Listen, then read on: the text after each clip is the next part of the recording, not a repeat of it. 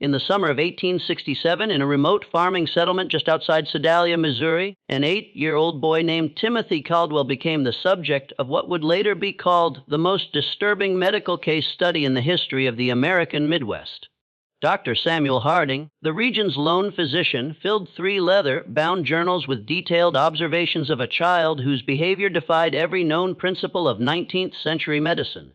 To the casual eye, Timothy seemed perfectly ordinary, polite, charming, even sweet. But behind that innocent smile lurked something that science of the era could not explain. Over the course of 6 months, tragedy seemed to follow the boy like a shadow.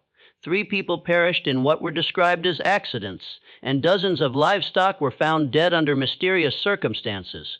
In total, 11 souls who had crossed paths with the child would meet untimely ends, all while Timothy's pale blue eyes remained as cold and unreadable as ever.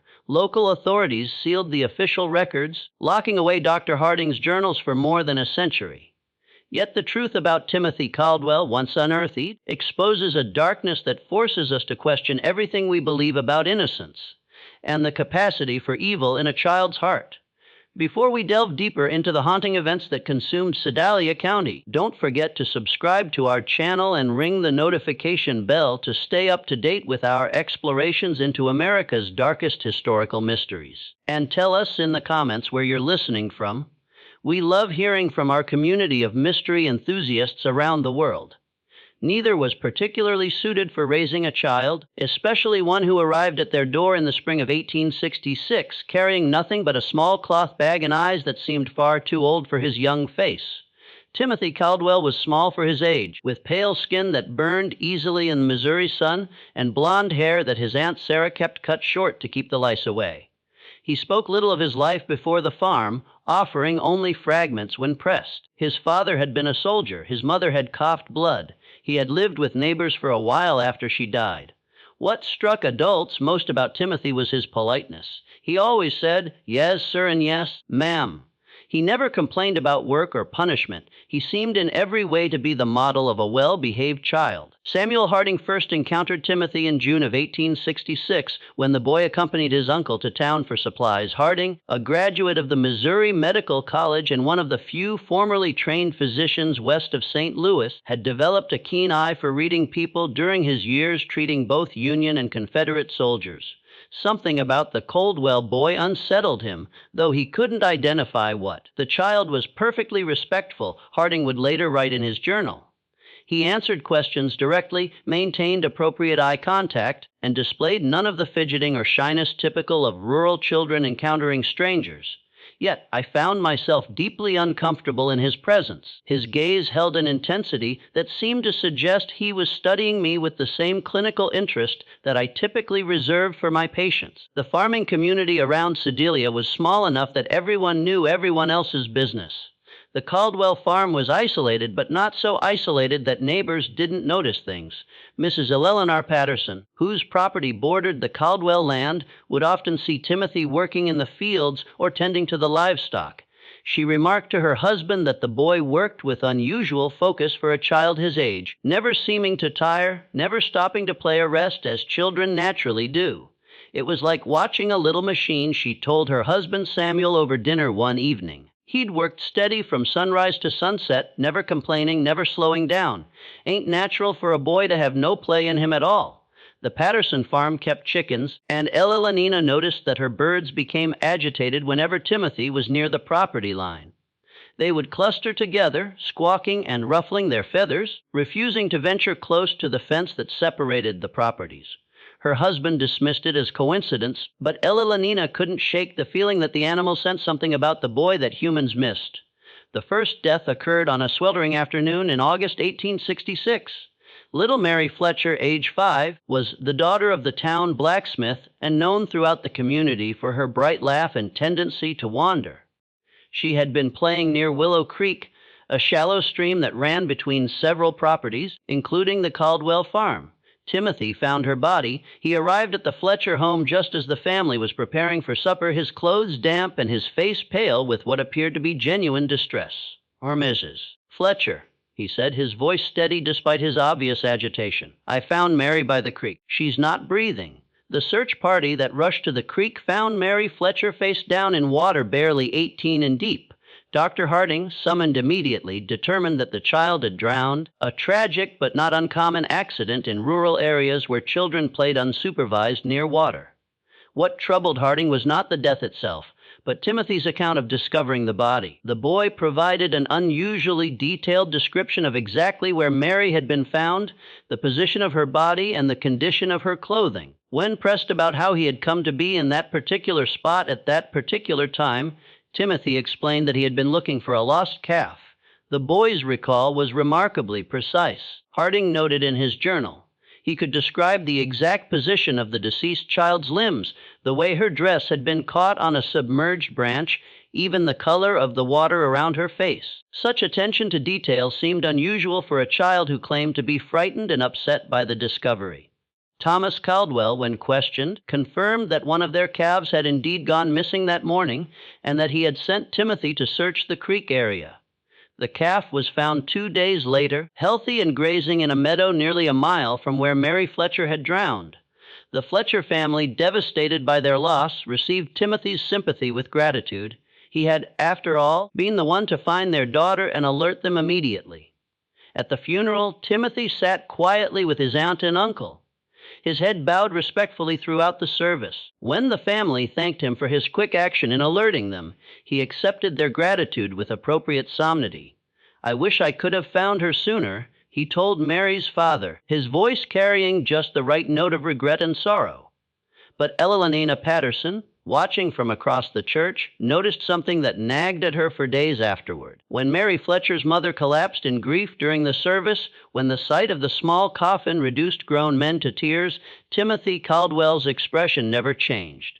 His head was bowed in apparent sorrow, but when he thought no one was looking, his pale blue eyes remained dry and watchful, taking in every detail of the scene around him. The second death came 3 weeks later. Old Henrik Len, a Norwegian immigrant who had worked as a logger before arthritis forced him into retirement, was found at the bottom of a rocky outcrop known locally as Devil's Bluff. The bluff overlooked the creek where Mary Fletcher had drowned, and Henrik was known to climb there regularly to check on the wild beehives he tended. Once again, Timothy Caldwell was involved in the discovery. He had been walking home from town when he spotted something unusual at the base of the bluff. "I saw Mr. Larson's hat caught on a thorn bush," Timothy told the gathering crowd. "I called out to him, but got no answer, so I climbed down to look. Henrik Larson was dead, his neck broken from what appeared to be a fall from the top of the Fortiff Bluff.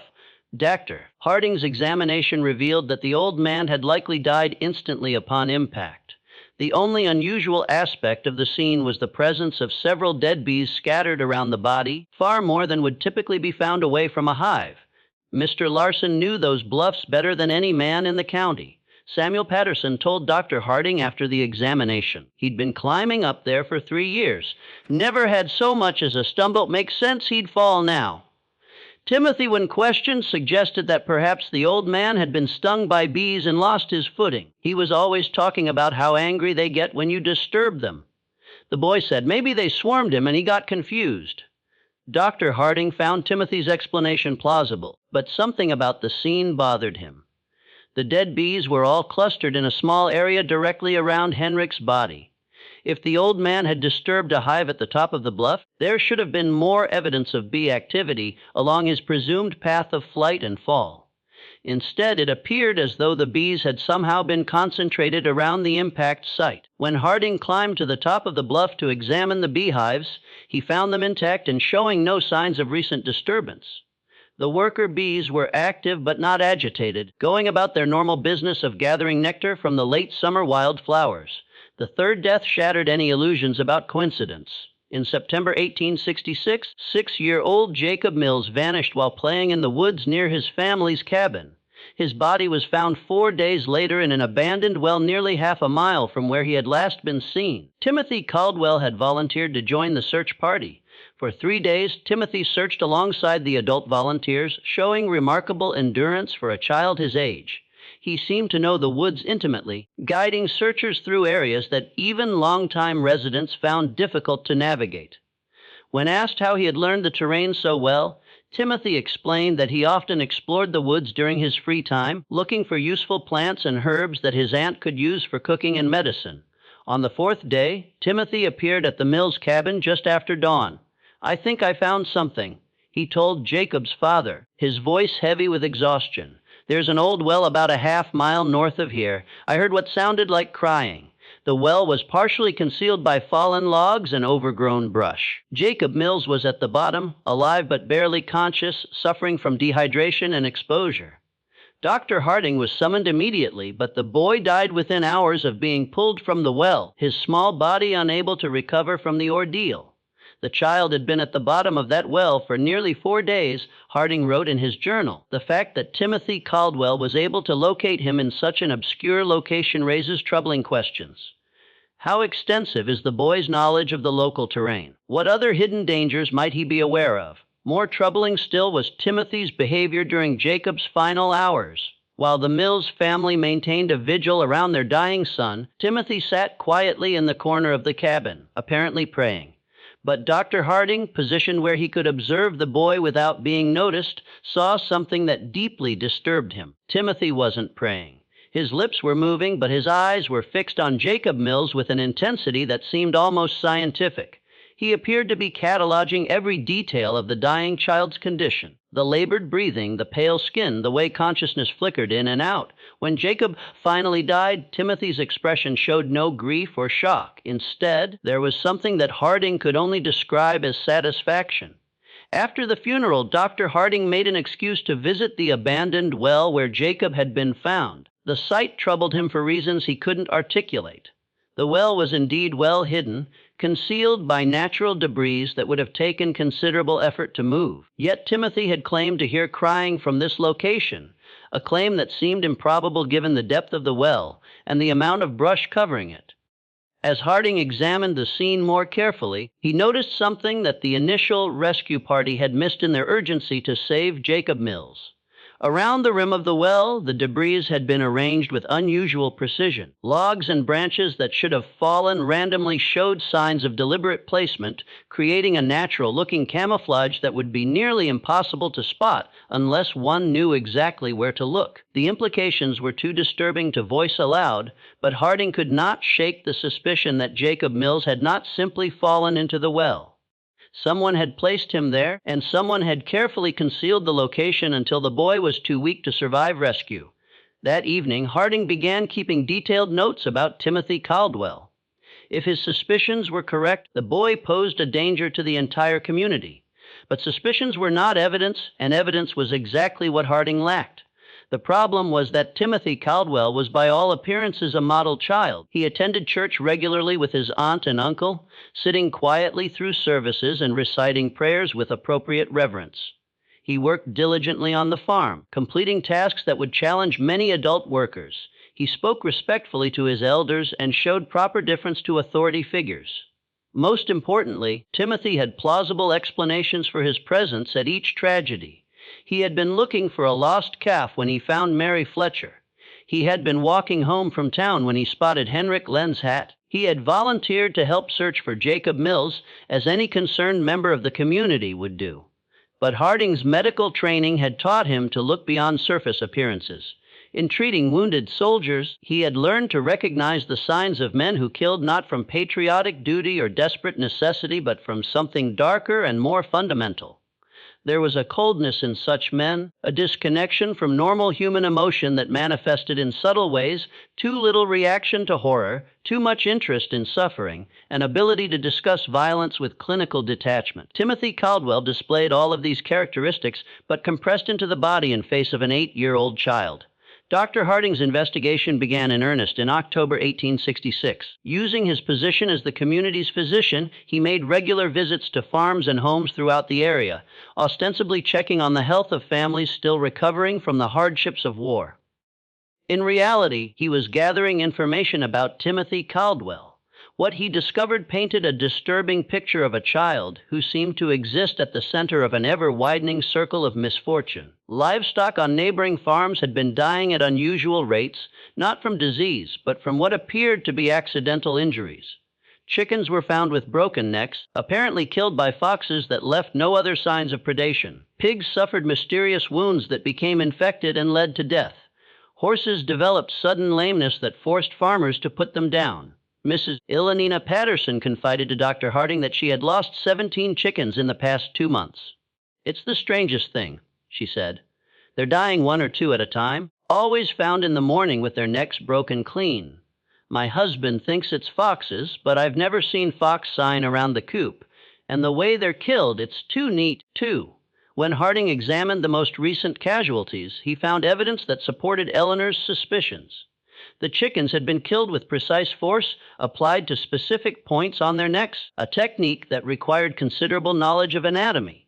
It was not the random violence typical of predator attacks, but something much more deliberate and controlled. Similar patterns emerged on other farms. James Wickham had lost 3 calves to what he described as freak accidents, animals that had somehow managed to strangle themselves on ropes or wedge their heads in fence rails in ways that defied logical explanation. Robert Dunham's prize bull had fallen into a ditch and broken its leg despite being one of the most sure-footed animals in the county. In every case, the affected farms were within walking distance of the Caldwell property, and in several instances, neighbors reported seeing Timothy in the vicinity around the time of the incident. "I saw him walking along our fence line the morning before we found the calf," James Wickham told Dr. Harding. "Thought it was odd, him being so far from home, but the boy was always polite when he saw me, waved, and called out a greeting like he was taught proper."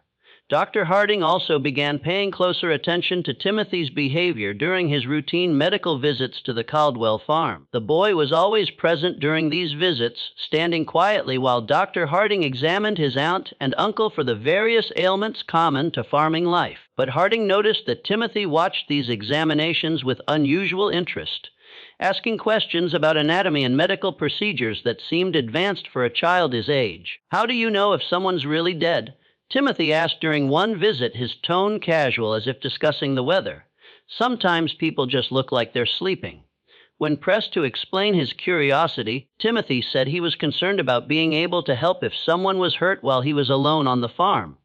"Uncle Thomas says, I need to know how to handle emergencies since we're so far from town," he explained. The explanation was reasonable, but something about the question disturbed Dr. Harding. There was a clinical quality to Timothy's interest in death and injury that went beyond normal childhood curiosity. The boy asked about the mechanics of dying, how long it took, what signs to look for, whether people could survive various types of trauma with the same detached interest that a medical student might show when studying cadavers. During these conversations, Harding began testing Timothy's knowledge with deliberately false information, claiming that certain injuries were fatal when they were not, or that specific symptoms indicated particular conditions. Timothy never challenged these false statements directly, but Harding noticed that the boy filed away every piece of information with remarkable retention. More disturbing still was Timothy's response to Dr. Harding's stories about treating wounded soldiers during the war.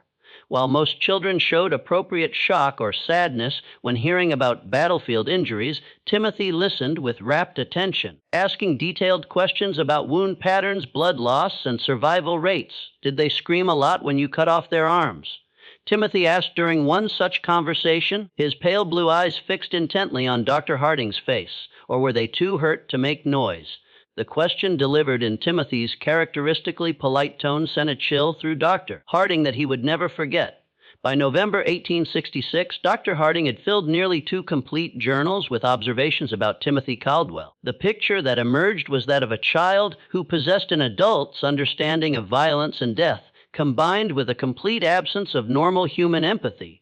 But documentation was not the same as evidence, and evidence was what Harding would need if he hoped to protect the community from what he increasingly believed was a dangerous predator. The opportunity to gather that evidence came when Thomas Caldwell injured his back during the fall harvest.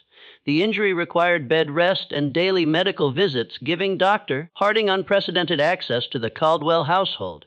During these visits, he began engaging Timothy in longer conversations, carefully probing to understand the extent of the boy's knowledge and the nature of his thoughts.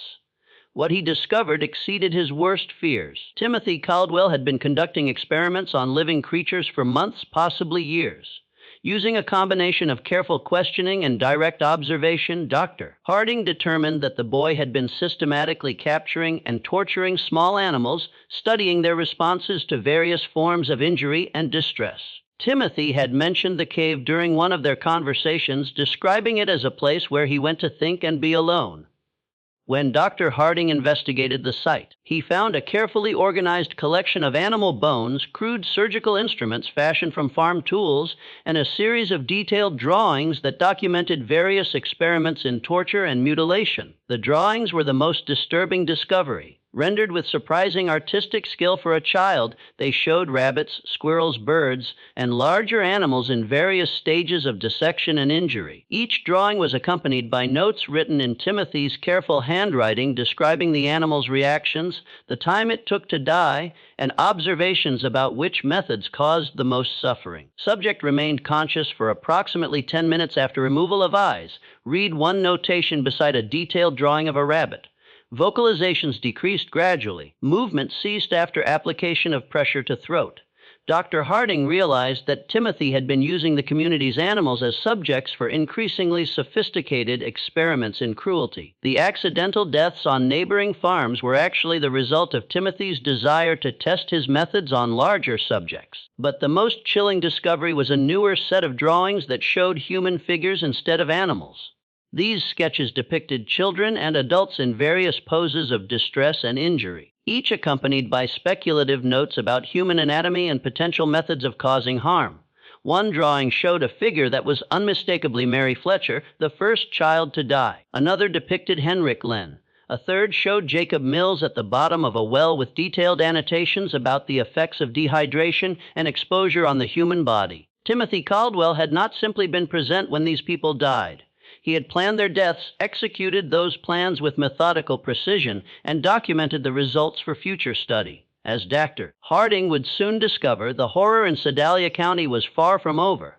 If this story is giving you chills, share this video with a friend who loves dark mysteries. Hit that like button to support our content, and don't forget to subscribe to never miss stories like this. Let's discover together what happens next. Dr. Harding faced an impossible situation. The evidence in the cave proved that Timothy Caldwell was responsible for multiple deaths, but that evidence had been obtained through what amounted to legal search.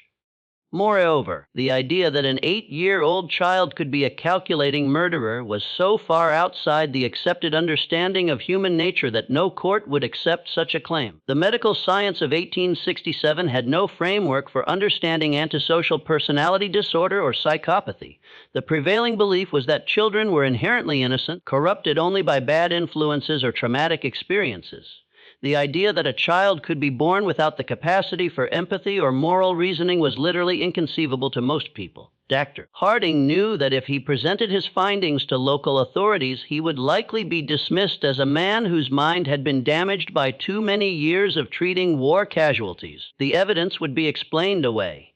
Timothy would be defended as a traumatized orphan acting out his grief, and the killings would continue. Instead, Dr. Harding decided to confront Timothy directly. During his next visit to the Caldwell farm, he asked the boy to walk with him to check on the livestock in the far pasture. Once they were alone, Dr. Harding revealed what he had discovered in the cave. Timothy's reaction was not what Dr. Harding had expected. The boy showed no surprise, no denial, no fear at being caught.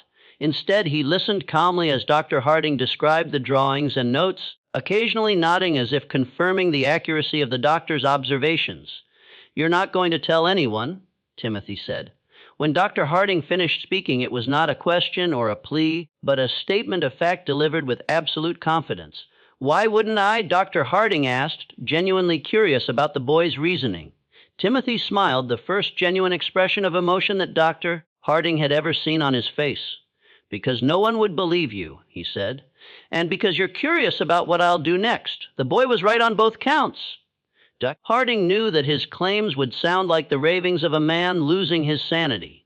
But Timothy had also identified something that the doctor was reluctant to admit, even to himself: a scientific fascination with observing the development of what might be the most dangerous human being he had ever encountered. "How long have you been doing this?" Dr. Harding asked. "Since I was 5, Timothy replied matter-of-factly. "Maybe earlier. I started with insects, then mice, then bigger things. It's interesting to see how different animals react to the same treatments and the people who died." Timothy shrugged. "They were experiments, too. I wanted to see if people would react the same way as animals. They do mostly, but they're better at understanding what's happening to them. That makes it more interesting." Dr. Harding felt a chill that had nothing to do with the November air. "What are you planning to do next?" Timothy considered the question seriously before answering. "I need to find out what happens when you hurt someone who trusts you completely, someone who wouldn't suspect anything until it was too late." The implication was clear. Timothy was planning to kill his aunt and uncle. Dr. Harding knew he had perhaps days, possibly only hours, before Timothy acted on his plans. The boy had revealed his intentions with the casual confidence of someone who believed himself untouchable, and past experience suggested that Timothy did not delay once he had decided on a course of action. That evening, Dr. Harding visited Sheriff William Crawford in Sedalia. Crawford was a practical man who had served with distinction in the Union Army and had little patience for theories or speculation. But he also trusted Dr. Harding's judgment and was willing to listen to evidence regardless of how unusual the circumstances might be. Dr. Harding presented his case carefully, focusing on verifiable facts rather than psychological theories. He showed Crawford the drawings and notes from the cave, pointed out the pattern of deaths and accidents surrounding Timothy, and documented the boy's unusual knowledge of anatomy and violence. Most importantly, Dr. Harding revealed Timothy's stated intention to kill his aunt and uncle. This was information that could not be ignored, regardless of the source. "Even if half of what you're telling me is true," Sheriff Crawford said after reviewing the evidence, examining each disturbing drawing with growing alarm. "We can't arrest a child for drawings and suspicions, but we can watch him, and we can be ready to act if he tries anything." Crawford studied the anatomical precision of Timothy's sketches, noting details that even his experience as a Civil War veteran hadn't prepared him for. The two men spent hours developing their strategy, bringing in Crawford's most trusted deputies, men who had served under him during the war and could be counted on to remain steady under pressure. Dr. Harding and Sheriff Crawford developed a comprehensive plan. Dr. Harding would arrive at the Caldwell farm at his usual time, bringing Lodam ostensibly for Thomas's pain management, but actually to keep both Thomas and Sarah sedated enough to prevent Timothy from harming them easily. Sheriff Crawford and his deputies would position themselves strategically around the farm property, close enough to respond quickly, but far enough away to avoid detection. The plan was put into effect the following morning. As Dr. Harding approached the farmhouse in his buggy, he noticed immediately that something was different. The usual morning sounds of farm activity, chickens pecking in the yard, pigs grunting in their pen, were absent. The property held an unsettling quiet that made his skin crawl. Timothy appeared in the doorway before Dr. Harding had even climbed down from his buggy. The boy stood perfectly still, his pale blue eyes tracking the doctor's movements with predatory focus. He was dressed in his usual work clothes, but Dr. Harding noticed that Timothy's sleeves were rolled up past his elbows, and his hands appeared to have been scrubbed recently, the kind of thorough cleaning that suggested preparation for messy work. "Good morning, Dr. Harding," Timothy said, his voice carrying its characteristic politeness. But something underneath had changed. There was an anticipation there, an excitement that the boy was struggling to contain. "I've been waiting for you." The words sent a chill through Dr. Harding. Timothy's use of waiting suggested that he had been expecting this visit, had perhaps even been counting on it as part of whatever plan he had set in motion. Inside the house, Dr. Harding found Thomas and Sarah Caldwell in their bedroom, both apparently sleeping peacefully. But as he approached Thomas's bed to check his condition, he noticed that the man's breathing was unusually shallow, and his skin had taken on a grayish pallor that suggested more than natural sleep. "What did you give them?" Dr. Harding asked quietly, not turning to look at Timothy, but knowing the boy was watching every move he made. "Just some herbs I found in the woods," Timothy replied, his tone innocent, but his choice of words deliberate. "There are so many interesting plants growing wild around here. Some of them have very useful properties." Dr. Harding checked Thomas's pulse and found it weak but steady. Sarah showed similar symptoms. She was deeply unconscious but still alive. Whatever Timothy had used, he had been careful about the dosage.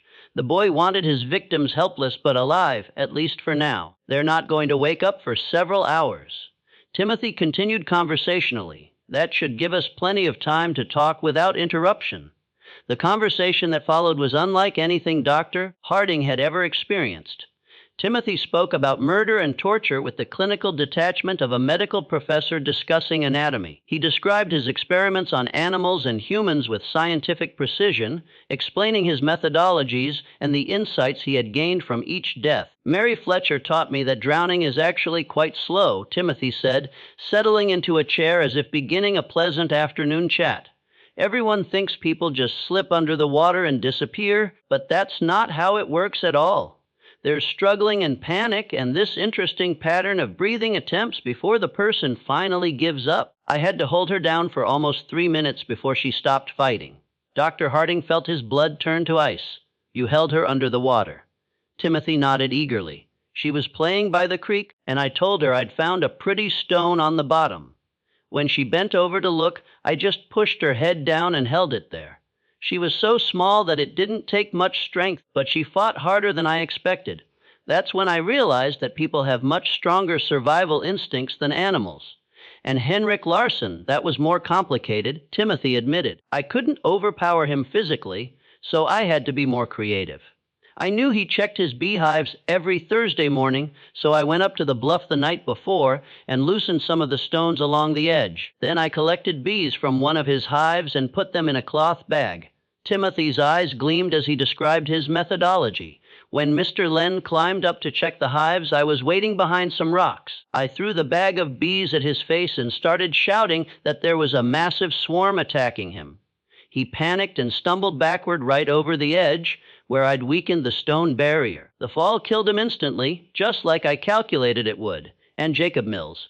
Jacob was the most interesting of all, Timothy said, his voice taking on the tone of a teacher sharing a particularly fascinating lesson. I didn't kill him quickly like the others. I wanted to see what would happen if someone died slowly over several days.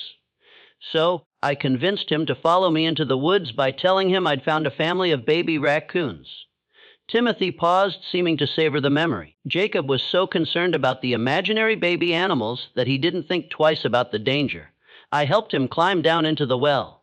Then I moved the logs and brush to cover the opening. I visited him every day for 4 days, bringing him just enough water to keep him alive, but not enough to let him recover his strength, Dr. Harding realized that Timothy was no longer speaking hypothetically about future experiments. The boy had specific plans, and those plans clearly included the people currently in the house. What are you planning to do with your aunt and uncle? Dr. Harding asked directly. Timothy's genuine smile returned broader than Dr. Harding had ever seen it. That's where you come in, Dr. Harding. See, all of my previous experiments have been with people who didn't know what was happening to them until it was too late. But you're different. You understand exactly what I am and what I'm capable of. That makes you the perfect subject for a completely new type of study. As Timothy spoke, he began moving around the room, gathering items that Dr. Harding recognized as potential weapons. Rope from the barn, a heavy candlestick from the mantelpiece, several sharp kitchen implements. The boy organized his tools with methodical precision, as if preparing for surgery. I want to find out what happens when someone who knows they're going to die tries to save people they care about. Timothy continued, his excitement growing. Will you sacrifice yourself to save Uncle Thomas and Aunt Sarah? Will you try to fight me even though you know I've planned for that possibility? Will you try to run away and abandon them to save yourself? Dr. Harding knew that the time for conversation had passed. Timothy had revealed enough of his plans to make clear that everyone in the house was in immediate mortal danger. He drew the pistol from his medical bag and pointed it at the boy. Step away from the knives, Timothy, Dr. Harding said, his voice steady despite his racing heart. Timothy looked at the pistol with interest rather than fear. That's a Navy Colt, isn't it? He asked conversationally. I've seen pictures of them in books about the war. How many bullets does it hold?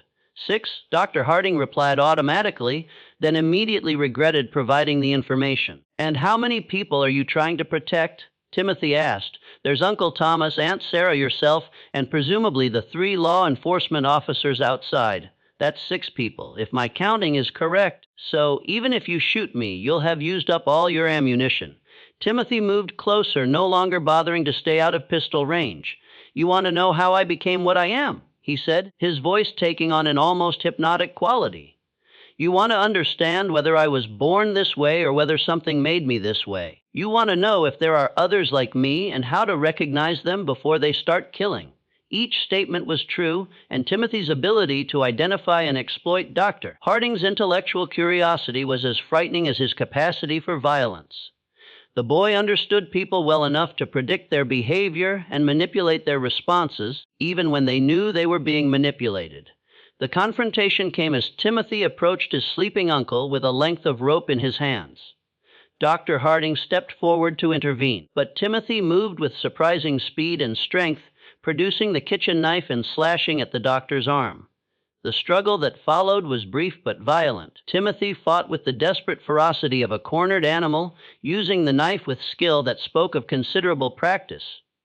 The boy was smaller and weaker than Dr. Harding, but he was also faster and more agile, and he fought with the calculated precision of someone who had studied anatomy extensively. Dr. Harding managed to grab Timothy's wrist and twist until the boy dropped the knife, but Timothy immediately produced another blade from his clothing. It became clear that the boy had prepared multiple weapons and positioned them strategically throughout the house. The sound of their fight brought Sheriff Crawford and his deputies running from their concealed positions.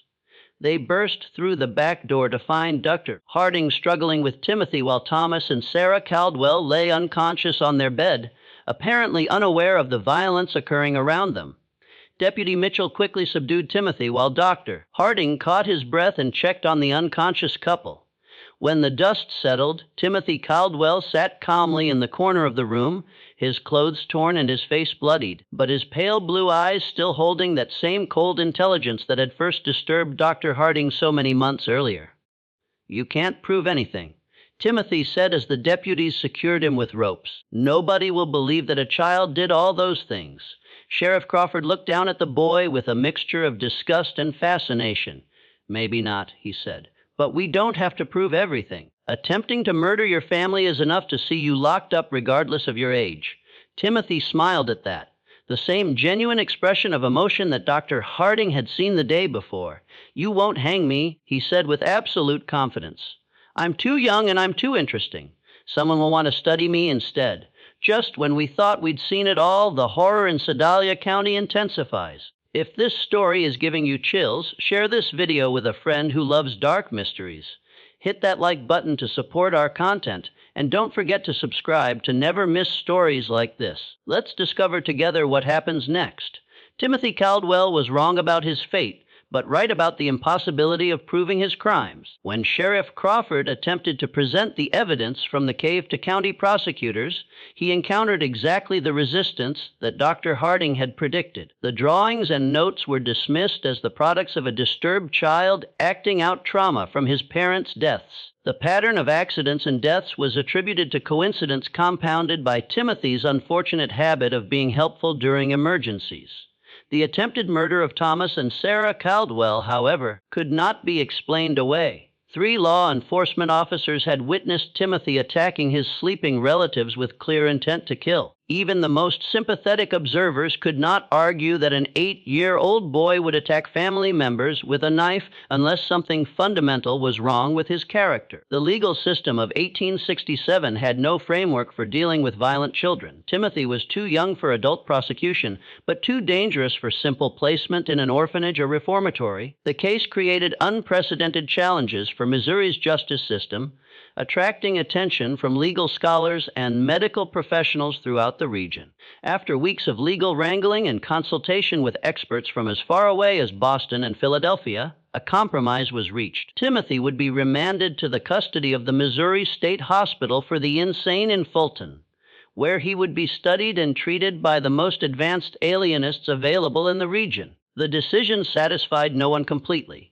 Prosecutors wanted Timothy tried as an adult for murder, while defense attorneys argued that no child so young could be held responsible for his actions. Medical professionals were divided between those who believed Timothy could be rehabilitated and those who considered him incurably dangerous. Dr. Samuel Harding volunteered to accompany Timothy to the hospital and remained there for 3 months, documenting the boy's behavior and working with hospital staff to develop understanding of what they were dealing with. The resulting case study became one of the first systematic examinations of antisocial behavior in children, though it would not be published until decades after the events. Timothy adapted to hospital life with the same calculating intelligence he had shown on the farm.